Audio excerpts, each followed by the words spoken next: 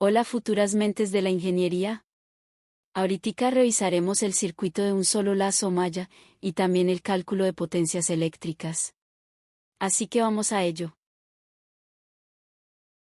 Para comenzar, revisaremos estos dos conceptos, el concepto de malla y de lazo. Así es, Electra, debemos saber diferenciarlos.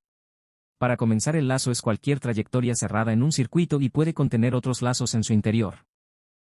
Mientras que la malla es un lazo fundamental o esencial que no contiene ningún otro lazo en su interior. Las mallas nos ayudarán a resolver circuitos más elaborados más adelante. Como vamos a calcular potencia eléctrica, también hay que definir este concepto. La potencia eléctrica es la velocidad con la que se consume, transfiere o transforma la energía eléctrica en un circuito en un momento determinado.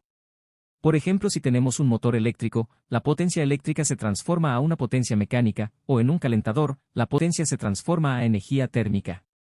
Su valor está determinado por la multiplicación del voltaje por la corriente, y esta potencia la podremos calcular para un elemento de circuito, una rama de circuito o el circuito completo. Sus unidades serán volts por amperes, lo que representamos como watts. También es importante mencionar que la potencia debe tener un signo asociado. El signo positivo nos indica que ese elemento consume potencia, mientras que si el signo es negativo, nos indica que suministra potencia. Por lo tanto, los elementos resistivos tendrán potencia positiva. Y las fuentes de alimentación generalmente tendrán potencia negativa. Ahora sí, pasaremos a la resolución de nuestro ejemplo. En este ejemplo nos piden determinar el valor de la corriente y la potencia en todos los elementos. Vamos a comenzar por establecer la ley de voltajes de Kirchhoff. Debido a que solo tenemos un solo lazo o malla, y como vimos en nuestro análisis para circuito serie y paralelo, la corriente es la misma para todos los elementos. Para este circuito lo primero que tenemos que hacer es determinar la polaridad de los elementos resistivos de acuerdo con la dirección de la corriente. Para las fuentes, su polaridad ya está determinada por su posición. Aquí, la corriente va en sentido de las manecillas del reloj, y tomaremos como signo positivo la terminal por donde entra la corriente, y el signo negativo, por donde sale la corriente. Por lo tanto, para nuestros elementos resistivos tendremos que, el signo positivo irá en la terminal izquierda de la resistencia de 30 ohms y en la parte superior de la resistencia de 15, porque es donde entra la corriente. Y los negativos en la parte derecha de la resistencia de 30 y en parte inferior de la de 15, que es en donde sale la corriente.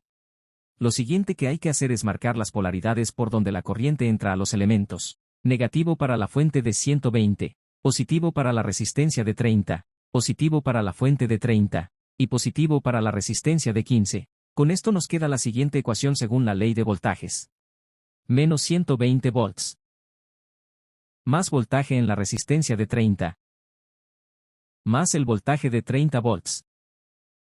Más el voltaje en la resistencia de 15. Todo esto igual a 0. Oye, amperio. Aquí nos quedó signo positivo para la fuente 30 volts y negativo para la fuente de 120, esto quiere decir que se están anulando de cierta forma. Es correcto, en este caso las dos fuentes tienen signo contrario por lo que su voltaje total es la diferencia de esos voltajes. Si estuvieran en la misma dirección respecto de la corriente, sus voltajes se sumarían. Como se nos pide determinar la corriente, vamos a expresar los voltajes de la resistencia de 30 y de 15 utilizando la ley de Ohm. Entonces la ecuación nos queda. Menos 120 volts. Más 30 por la corriente. Más el voltaje de 30 volts. Más 15 por la corriente. Igual a 0. El siguiente paso es factorizar la corriente en los términos comunes de 30 y 15 ohms para tener menos 120 volts. Más el voltaje de 30 volts. Más la corriente. Que multiplica a 30 más 15. Igual a 0. Despejando para la corriente, tenemos menos 120 más 30. Es menos 90. Y el resto de la ecuación queda igual. Entonces la corriente es igual a 90 entre 30 más 15. Y esto es igual a 2 amperes. Con esto ya calculamos la primera parte de nuestro ejercicio. Ahora pasaremos al cálculo de las potencias. Para ello, hay que determinar los voltajes en las resistencias utilizando la ley de Ohm. El voltaje en la resistencia de 30 será. Voltaje en la resistencia de 30 es igual a 30 ohms por 2 amperes. Es igual a 60 volts. Y en voltaje en la resistencia de 15 ohms es igual a 15 ohms por 2 amperes. Igual a 30 volts. Y recordando que la potencia es la multiplicación de voltaje por corriente, tendremos potencia en la fuente de 120 volts. Es igual a 120 volts por 2 amperes. Igual a 240 watts. Potencia en la resistencia de 30 ohms. Es igual a 60 volts por 2 amperes. Igual a 120 watts. Potencia en la fuente de 30 volts. Es igual a 30 volts por 2 amperes. Igual a 60 watts. Y para nuestro último elemento, potencia en la resistencia de 15 ohms es igual a 30 volts por 2 amperes. Igual a 60 watts. Habíamos comentado anteriormente que la potencia tiene un signo asociado para determinar si el elemento de circuito consume o suministra potencia. Amperio, ¿cómo hacemos para determinar ese signo? Ya lo tenemos, Electra. Es el que tenemos resaltado en nuestro circuito, es decir, por donde entra la corriente a nuestros elementos. Menos para la fuente de 120 volts, entonces su potencia es de menos 240 watts. Para la resistencia de 30 ohms la corriente entra por el positivo por lo que su potencia es de más 120 watts. Para la fuente de 30 volts la corriente entra por el positivo por lo que su potencia es de más 60 watts. Y finalmente, para la resistencia de 15 ohms la corriente entra por el positivo por lo que su potencia es de más 60 watts.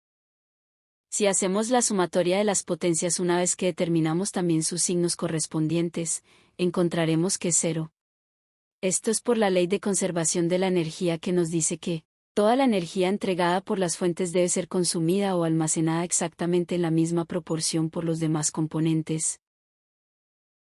En este circuito, como la fuente de 30 volts se opone a la de 120 volts, también está consumiendo potencia, en este caso, 60 watts.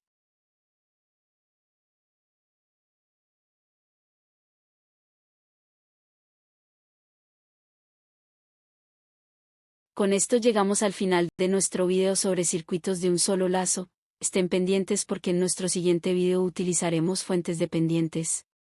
Se despiden de ustedes Electra y Amperio, deseándoles un muy buen día, y esperamos verlos en los siguientes videos. Saludos.